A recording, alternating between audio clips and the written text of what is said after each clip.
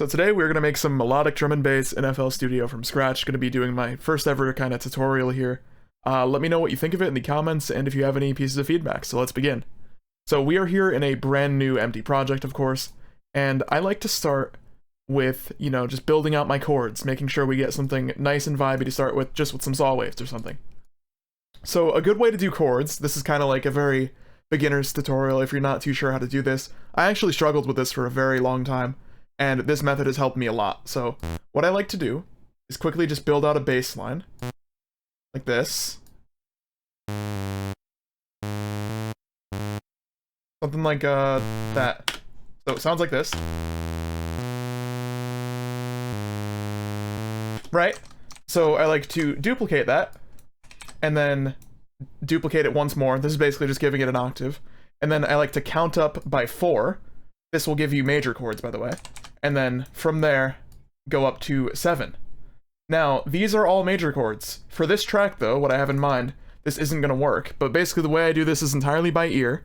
If it doesn't sound right with the rest of my track, I make them minor chords just by changing the middle note to be one less. That's my simple way of looking at it. But it works for me, might work for you. Okay, so we made some chords with a bass line as well, and we've put this into a saw patch that I've just made here. It's very basic, but here's what we got so far. And we're gonna make this into like kind of a pluck, so let's see.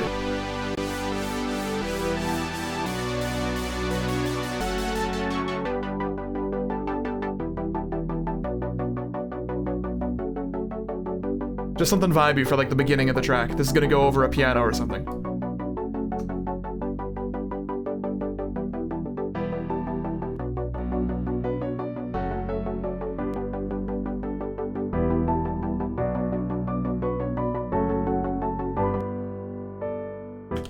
Alright, so I've done some tweaking on the piano here, and we've got a really nice soft sound now.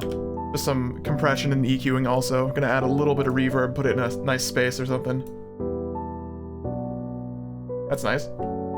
We're also going to decorate the serum patch a bit, because, I've made this in a couple of seconds, it's nothing great. We're gonna add some delay, stuff like that, make it a little more interesting. This isn't necessarily gonna be a sound design tutorial. This is just like some basic things that'll help you make your sounds more interesting, because these little details add up and will help your track sound more polished. We're gonna add some ping pong delay or something. I'll amplify it so you can hear what it's doing. It's like that, but in moderation. So what I've done here, I've just put the piano, like at the very beginning of the track on its own, just like this. So we have a bit of an intro. And then at the end of the 16th bar, beginning of 17th, I'm starting up that pluck, which is gonna go for the next 16. And it's going to slowly build up. Build up is very important in drum and bass. You want to get the energy rising, so that way the drop hits harder, because people will be expecting it.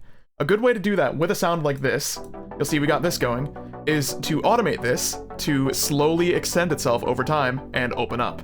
So to do that, simply drag LFO2 to your cutoff. You're going to get it sounding kind of like this right now. Drag this like here, and then set this to be 16 bars. And you're going to hear over this, it's going to open up like this. So, you see it starts, and it's slowly getting more intense, right? This is great. This section's gonna be built out later, and it's gonna be really hype, and it's gonna get you ready for that drop.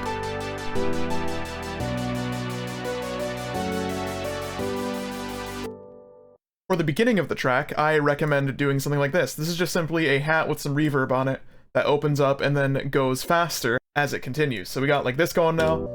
This is starting to put you in that space.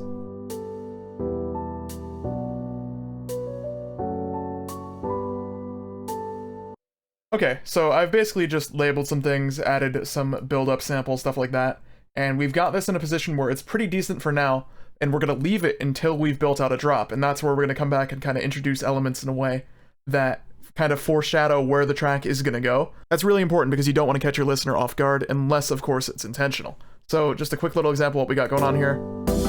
Like this now. Got like snare rolls, stuff like that.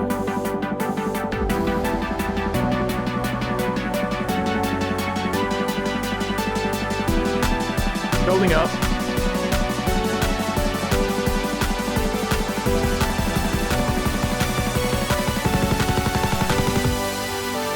Okay, so that promises. Now we have to deliver with the drop, which I think is going to be the main focus of this video. So that's kind of where I wanted to go direction-wise. And I'm going to show you how to build out a drop once you've got like an intro sorted. Or of course you could start with the drop if you'd like. Usually that's actually what I do. But let's go ahead and begin. So in our chords from earlier, I've actually got a lead melody kind of just built out here. You can see it. So this selection isn't perfect. We're gonna have to get that right, but we're just gonna copy and paste that over to a new patch, and we're gonna use that as a drop lead. Okay, here we go. It's now in Serum on init patch. See? Sounds like this. I've got a preset I've made. It's not too far from init, to be honest, but it sounds a little bit better. We've got some squares going on here. One kind of normal and one with some sync. That's an octave up. And of course some post-processing as well. This will sound like this. I will say, I don't think I'm great with sound design. This is a very basic sound, but I've gotten it to work with what I want to do with it. So don't be afraid to use basic sounds. That's kind of something I like to do a lot. So we're just going to EQ this a bit. I like to clean up that high end because there's some extra that you don't need. And then turn this up because it is a central element. I want it to be pretty loud. And we are going to set this up to be the base of our drop here. So let's see how this goes.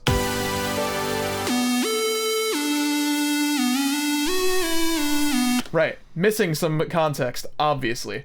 Next, we are going to add in a bass line. So create a new patch here. Again, I do very simple sound design. This isn't going to be much more than a distorted noise saw. So we got init patch. I'm just going to add some noise and distort it a bit, like this. Now, the numbers, like values that I set it to, are not important. Mess around with it, find your own settings. Those aren't necessarily going to get you the best possible sound. It's just a kind of hard and fast way that I've learned to do this. So I've actually got my bass MIDI from earlier exported. I could just drag it in. But this is just using the root note of the chords.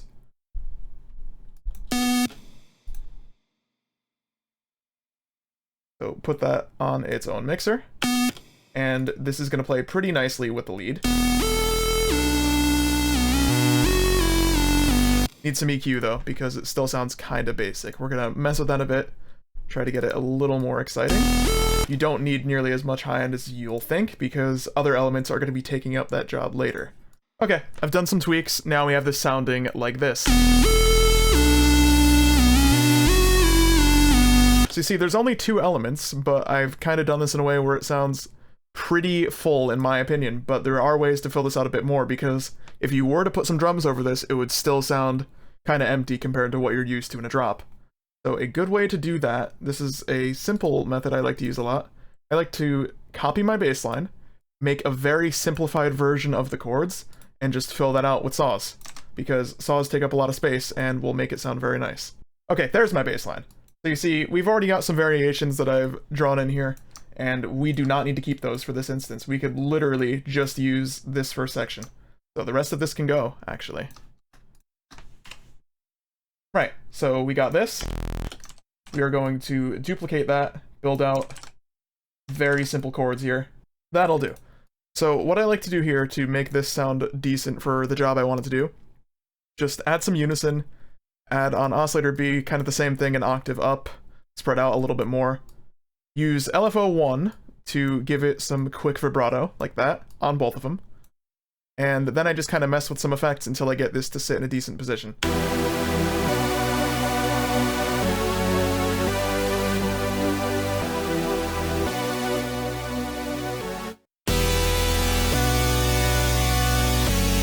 You'll notice throughout this, every time I add an element that isn't necessarily bass, I'm cutting out the lows, because that space doesn't really need to be filled, and it will make your track more clean. But on top of that, something that I find is often overlooked, I'm doing the same thing for the highs. You can get away with taking out a decent amount of high end. Make sure you do it like in context of the mix though, once you've got more stuff filled out, because you don't want to take away too much or too little. You see, this works and just sounds cleaner. So if we layer this in with what we've got so far, we're going to want to lower it in volume. This will fill up a decent space and sound pretty good.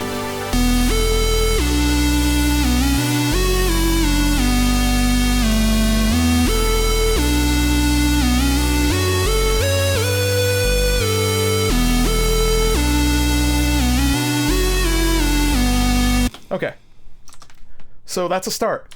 It's missing a lot of ear candy right now, and that's something we're going to add in the later stages of production. But now we are ready to add some drums. These will sound very distorted because, as you can see, I'm mixing very hot.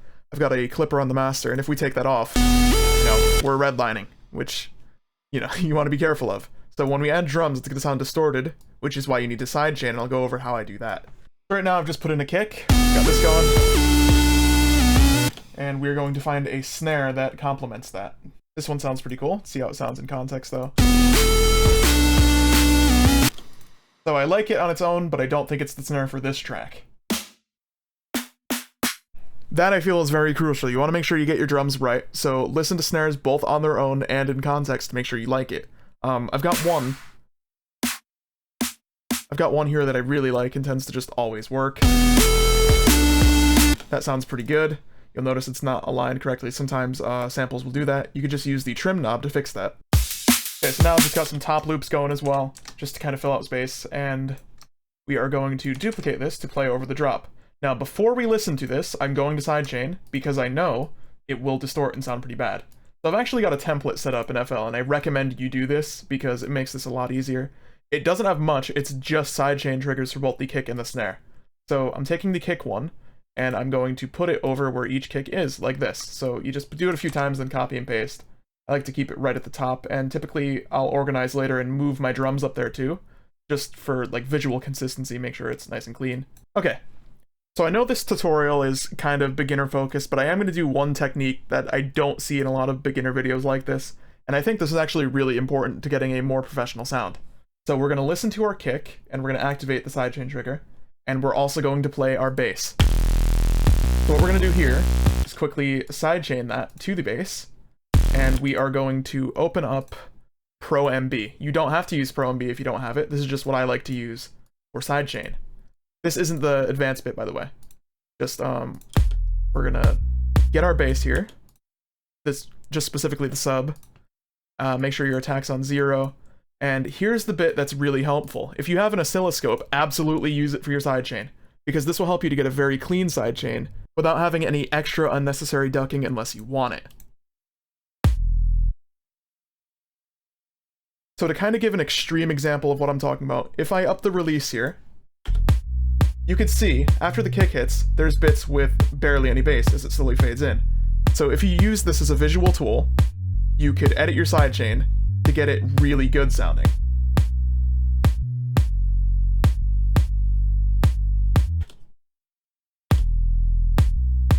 Like, to me, that's pretty decent. And that's really important for the sub, because you don't want any distortion there. And then, of course, you could just do it to taste for the mids and highs like I tend to do. But this is multi-band sidechaining, which I feel is really useful, and you want to fully understand how to do it, because it'll get you more professional results.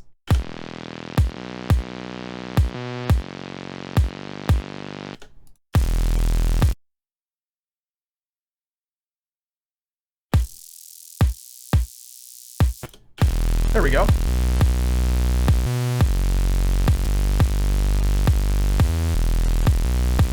There. That looks clean and sounds pretty clean. So now we're going to do something pretty similar, but with the rest of the elements. So to save time, because this is a tutorial, I'm actually going to bust them together and just do it there. But I would recommend, when you're working on a more final project, to take your time and go through each element and do that, because you'll get more specific results to the sound that you're sidechaining. Okay, so now if we listen to this in context with some of the build-up, you'll hear what we've got going so far.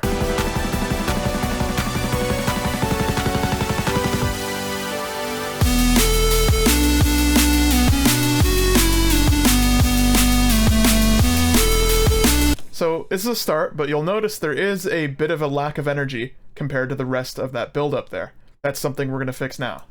So here, to kind of fix that issue we were having with the lack of energy, I'm adding background elements like some pads, some random melodic things like this. See my lead's muted right now. But, you know, put that back in.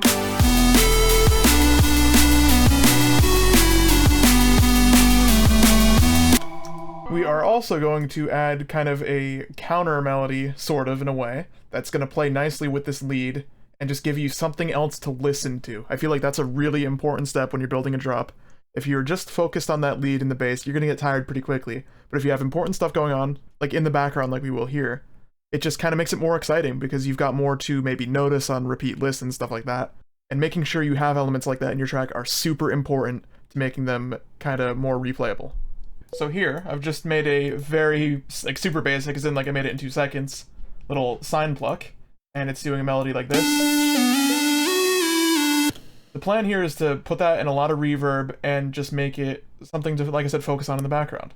So we are going to go into the effects tab, kind of get some decay going, and then put a heavy compressor after the reverb, because this will bring the tails up when the sound isn't playing.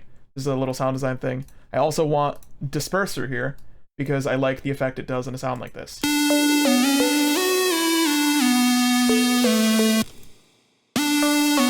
That's where I was looking.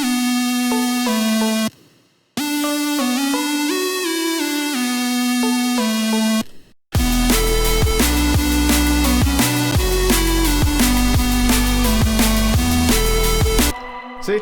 Now that you know it's there, you're able to hear it, but someone who doesn't know that's there maybe might not notice it, or notice it on a different listen. Just stuff like that to keep people coming back to your song, and keeping it entertaining so it doesn't get boring. Remember earlier when I mentioned after building this, we're going to go back to that build-up and kind of make it suggest the drop more. So to do that, we're going to start by taking our lead, and this isn't the form it's going to stay in, because that would sound like this. What we're actually going to do is add some automations, like a low pass, some reverb, stuff like that, to kind of blend this in the background and just tell you what the drop melody is going to be. It's kind of already suggested with that piano, but this will do it some more.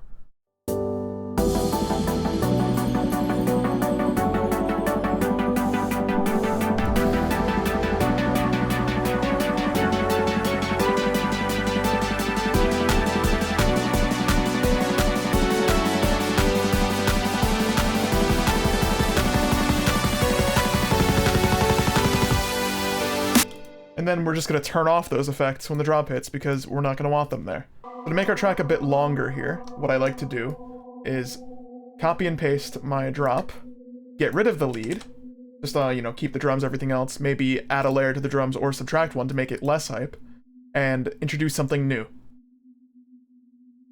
So, you know, right now that's bare, but we can add something to make it better. I think I'm going to add a very high piano to make this section a little more real sounding.